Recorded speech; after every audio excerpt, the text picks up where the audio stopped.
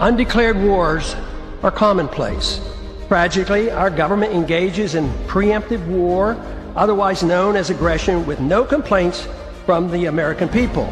Sadly, we have become accustomed to living with the illegitimate use of force by government. To develop a truly free society, the issue of initiating force must be understood and rejected. What if sometimes, to love your country, you had to alter or abolish the government? What if Jefferson was right? What if that government is best which governs least? What if it is dangerous to be right when the government is wrong? What if it is better to perish fighting for freedom than to live as a slave? What if freedom's greatest hour of danger is now?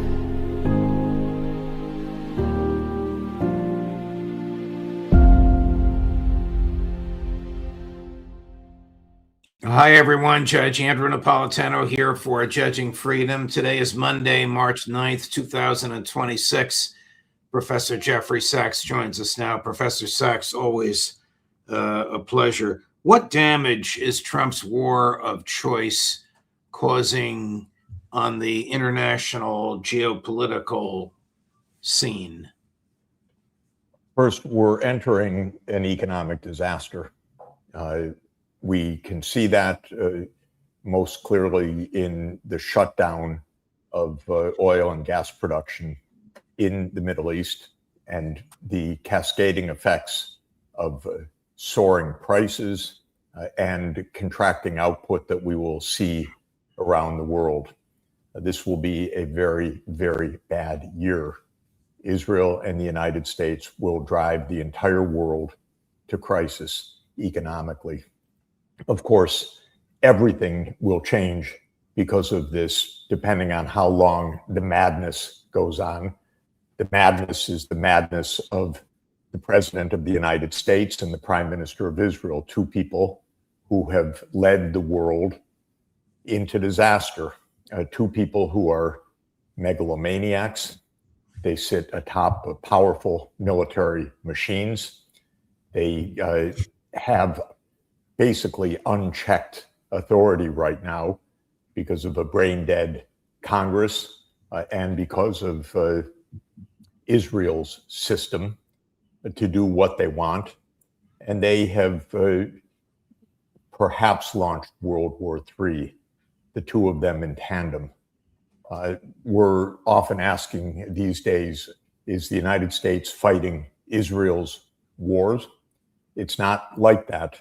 The United States and Israel together are causing this madness. It's not Israel pulling the United States into this. It is a mad United States and a mad Israel, which is pulling the entire world to catastrophe. And as long as these megalomaniacs are given the free rein, they will escalate. They will cause more mass murder, which they're already doing.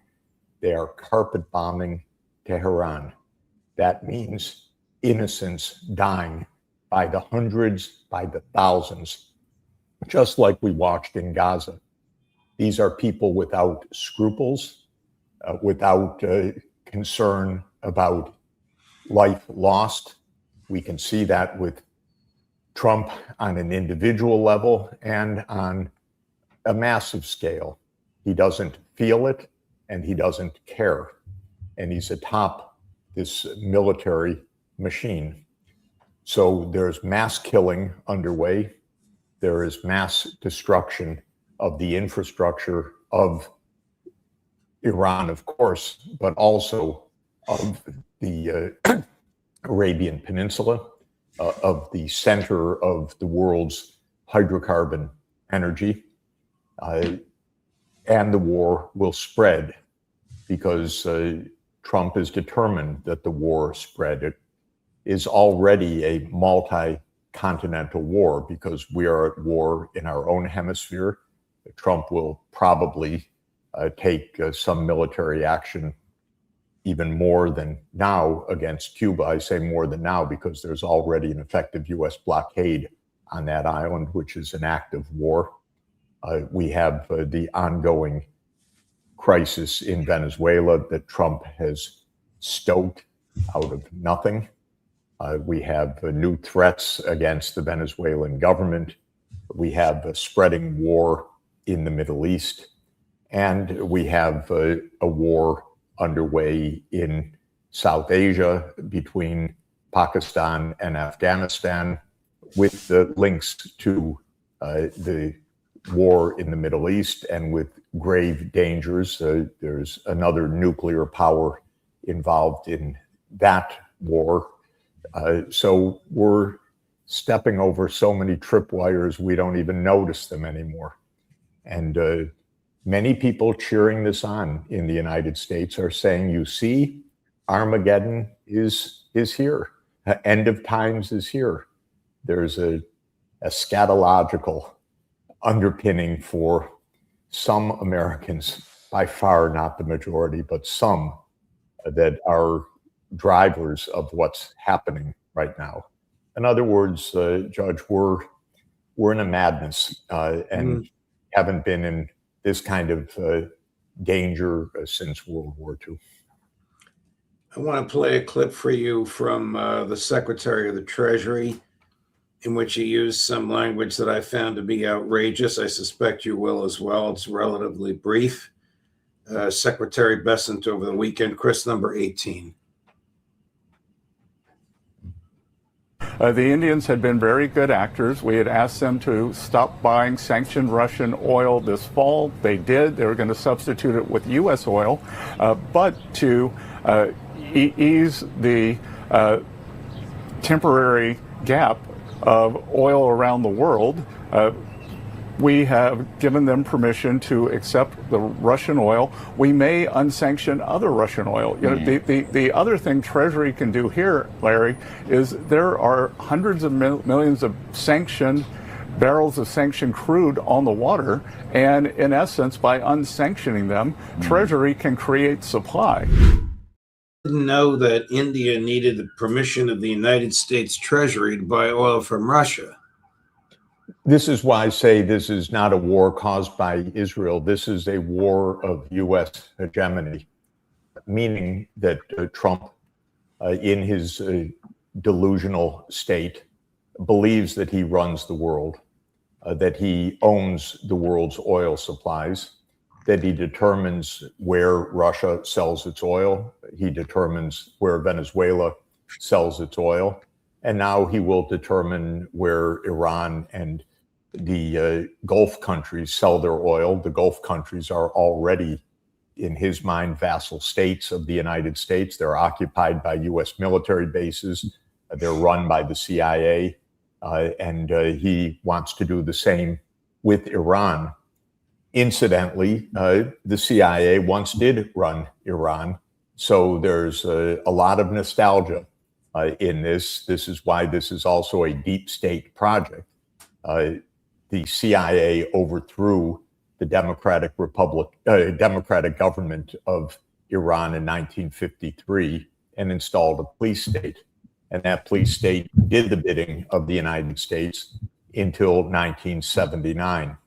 And the CIA and Trump and Netanyahu want Iran back as a vassal state of the United States.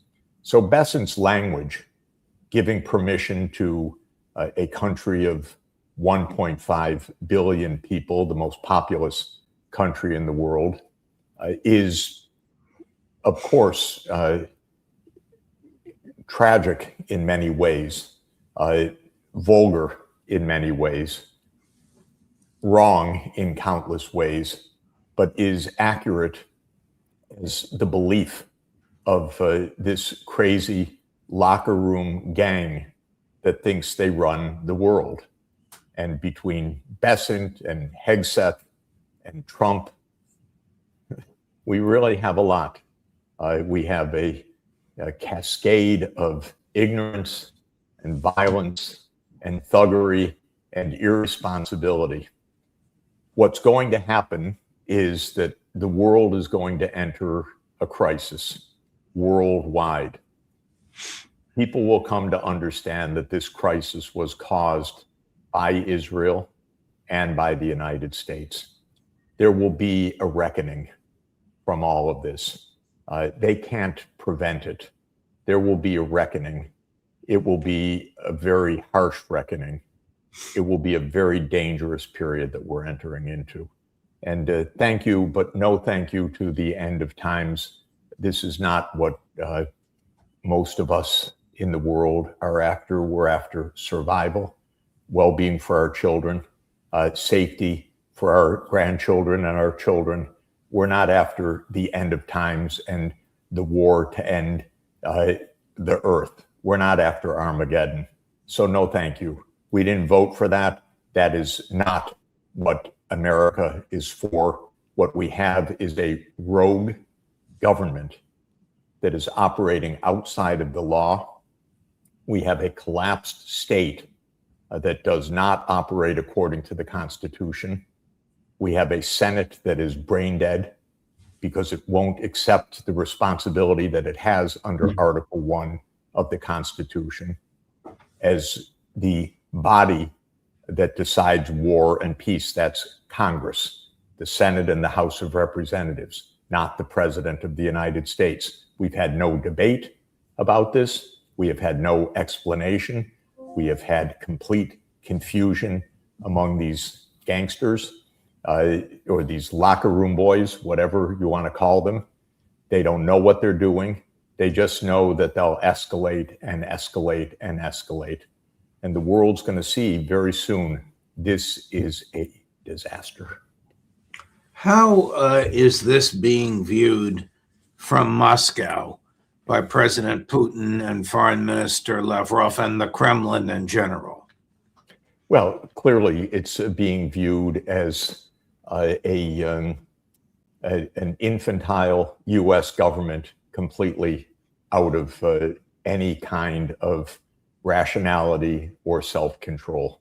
They have come to understand there's no use talking, there's no use negotiating.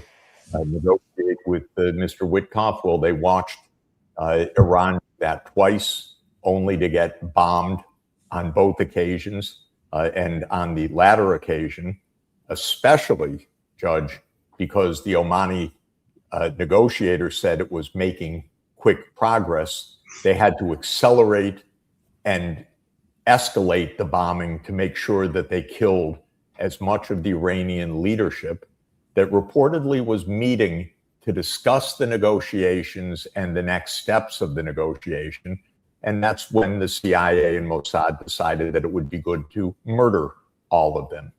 This is a murder incorporated that we have right now. How is this? Of course, everybody can see this. Nobody's blind to this anywhere in the world. Most are hunkering down, just terrified. Don't look at me. Don't look at me. But everybody sees what's happening right now. I hope that Americans see it too. We have a rogue government right now that is ordering mass murder and a war that was not even debated for one moment by American institutions, that was not considered for one moment by the United Nations, that is flagrantly in violation of both American law, the U.S. Constitution, and international law. This is a rogue government. Here's an image of the new Ayatollah, about whom Trump said several things. One, he wanted to be able to choose him. This is absurd, of course, but he said it. Two, he doesn't expect the new Ayatollah to live very long. Didn't they learn a lesson that the murder of Ali Khamenei did not decapitate the government, did not cause a collapse, did not foment a revolution, did not foment a civil war, but actually united the Iranian people around the government in opposition to the American killers? Judge, they don't learn anything. The worst institution we have is the CIA, which has no accountability at all for its actions, no matter how dreadful the outcomes are. There's no accountability for the president. There's no constraints by the Congress. And we're sitting here amazed and dazed at the vulgarities that come out of our president's mouth every day, much less the bombs that are coming out of the American military, without any learning, any understanding, much less morality or decency or law. I say this because the United States has been engaged in non-stop wars in partnership with Israel for decades. All of these have been disastrous, one after another. The Iraq War, phony from beginning to end, costing trillions of dollars to the United States, vast loss of life, and continued instability. The war in Libya under Obama destroyed the government and wrecked the country for the next 15 years, leaving it in continued civil war. The war in Sudan, where Mossad played such a large role in breaking apart that country to the point where there are two Sudans, Sudan and South Sudan, both of which are in civil war right now because of these geniuses. Somalia, which hasn't had a functioning government, but has had nonstop meddling by Mossad and Israel for decades. Of course, Palestine, just having suffered a genocide and a complete destruction of Palestine, and now Trump shaking down the US government, no less, to find $10 billion no one has given him, trying to steal it so that he can pocket it in whatever way he wants in his mad board of peace, which is, I won't use the words I'd like to use, Syria, where Obama, again, decided in 2011 at the CIA's behest and at Netanyahu's behest to overthrow the government. It's been 15 years of chaos. So you say, do they learn? They haven't learned anything. If we wanted to learn a basic lesson, is that Netanyahu has been a disaster. And that's why he's an indicted war criminal. And we have been his partner all along. And all of the wars have failed. They have just made chaos. And all of them have been in the name of so-called Greater Israel. What does that mean? That means an Israel without borders that just expands when it wants to. That means an Israel that today is invading Lebanon and demanding the immediate evacuation of hundreds of thousands of people in utter desperation. That means a country, a government that is carpet bombing Iran today after mass murder of Palestinians in Gaza before our eyes in the past 3 years. Learn? They don't learn. The only word is murder. And that's what we are engaged in. That is our country. We talk about other places being uncivilized. We talk about Iran wanting a nuclear weapon. These people, Netanyahu and Trump, murdered the religious leader that said for 30 years that it is against religious principles to have a nuclear weapon. So they murdered him. This passes for government in the United States. And by the way, with the coming economic crisis in the US, people are going to lose their jobs. They're going to lose their incomes. They're already facing prices at the gas pump that they have not seen for years, and it's going to go up for sure. And they're going to lose jobs because Trump, who promised with his razzle-dazzle illegal tariffs, which took $140 billion out of the pockets of American workers, not out of foreigners, out of the pockets of American workers, which he refuses to give back. What did they do for employment in manufacturing? Well, we just had the report a few days ago of the Bureau of Labor Statistics, which showed that manufacturing has lost 100,000 jobs since Trump came into office. Lost 100,000 jobs. So do we have to live in the delusional world of this manner? Might we have a republic where we have laws, where we have congressional hearings, where we have reports, where we have data, and where we don't go to war on a whim? One of the more vulgar things that Trump said was about the 170 little girls that were killed. Scott Ritter described to us what happened. I won't be too graphic, but the school was part of a complex of other buildings, 2 empty warehouses and the school. They were hit by 5 missiles. The second missile hit the school, and then they sent 2 more, and then they sent a 5th to follow the second. The 5th was an incendiary missile in which the fuel in the missile was triggered to fire. So the school became a fireball, and the little girls were incinerated. Here's what President Trump said about this on Air Force One last night with Shoot 'em Up Pete chiming in. Cut number 10. Mr. President, did the United States bomb a girls' elementary school in southern Iran on the first day of the war and kill 175 people? In my opinion, based on what I've seen, that was done by Iran. Is that true, Mr. Higson? It was Iran who did that? We're certainly investigating. Still investigating?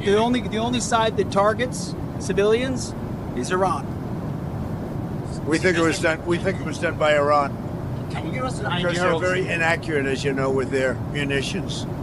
They have no accuracy whatsoever. It was done by Iran. Well, if you slow down, Larry Johnson did this for us. If you slow down the video, you see it's a Tomahawk, which is an American, not the Israelis, the Americans, following the Israeli tactics, incinerated 170 little girls with their teachers and with their parents who had been called in when the first bomb struck to bring the girls home. None made it home. What can we say about this? This is these are war criminals of the highest sort. You know that famous. We have not seen anything like this in the world since Nazi Germany. Correct. This is not to be hyperbolic about it. This is to say that this is a war of 2 megalomaniacs who have dragged the whole world into a crisis. Let's remember what Netanyahu said, by the way. He said he's been dreaming of this war for 40 years, dreaming of it. It's true, and I had to stand corrected because for many years I said he's been dreaming of it for 30 years. I guess I did not capture the full scale of his insanity. It's been 40 years. But I said for many years that since 1996, he has been dreaming of this war. The only thing that got in the way of launching this war is that the Iranians didn't want nuclear weapons, and the Iranians wanted peace, and the Iranians wanted to negotiate. So it's extremely important to keep assassinating the Iranian leaders, because the most dangerous thing might have happened. We might have had an agreement with them. And then poor Netanyahu, his dreams of 40 years would have been blocked. He wouldn't have had his war to conquer the Middle East. This is beyond comprehension, and beyond comprehension that we have a president who is so pathological in his mental state that he never tells the truth. He is a megalomaniac. He is psychopathic in that he doesn't care about those 170 girls. He doesn't reflect about them or about the American soldiers coming home dead. He is what's called a malignant narcissist. The world revolves around him.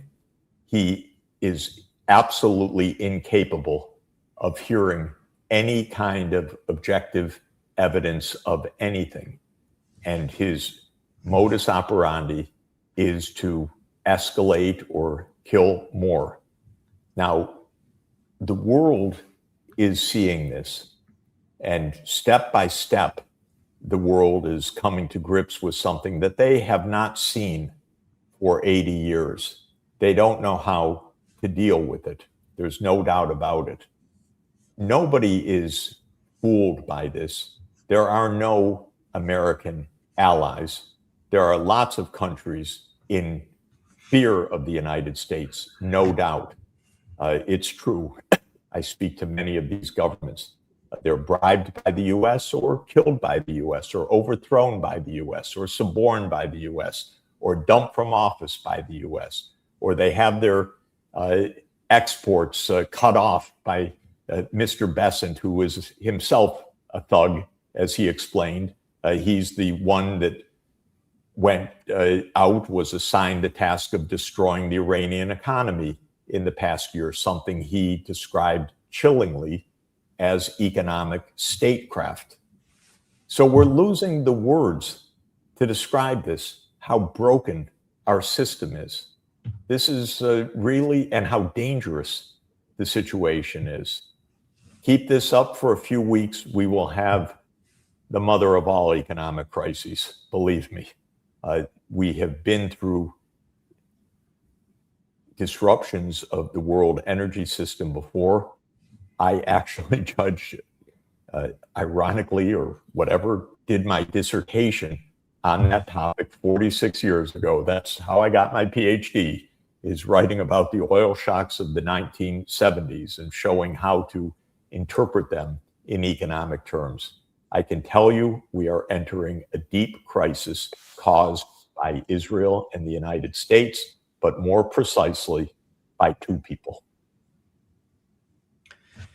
Professor Sachs, thank you very much. Thank you for your analysis and your intellectual honesty. It's a very, very dark times. I'm thinking of Justice Jackson's closing argument at Nuremberg. Wars of aggression are the mother of war crimes because from them come all other war crimes. This is we're the seeing most that blatant. now. Trump and Hegseth, and listen, I know Pete and worked with him for 10 years at Fox. They are war criminals who, in a morally healthy environment, would be arrested, prosecuted, convicted, and not freed. We've not seen this kind of naked aggression really since World War II. And even the Iraq War, which was another Israel-US war of vulgarity, of criminality, even then, at least it shows the change of our times. They at least faked it by going to the UN to try to get UN approval, by going to the Congress, by telling a story. Here, it's naked aggression. Thank you, Professor Sachs. I know it's late where you are, and I truly appreciate all the time you give us. I hope we don't need you until next week, unless something I'll be major around if oil goes the way it seems to be heading. Let's talk again before the end of the week. There's Uncle Sam or Uncle Shmuel, however you want to pronounce his name, in that visage. Resistance is not futile, Americans. This is our country, and we cannot let rogues take it away from us. Thank you, Jeff. All the best to you. Thank you. Thanks a lot. Sure. Coming up tomorrow, Tuesday at 8 in the morning, on all of this, at 8 in the morning, Ambassador Chaz Freeman. At 9 in the morning, Professor John Mearsheimer. At 1 in the afternoon, Aaron Mate. At 2 in the afternoon, Matthew Ho. At 3 in the afternoon, Colonel Karen Kwiatkowski. Thank you for watching. Judge Napolitano for Judging Freedom.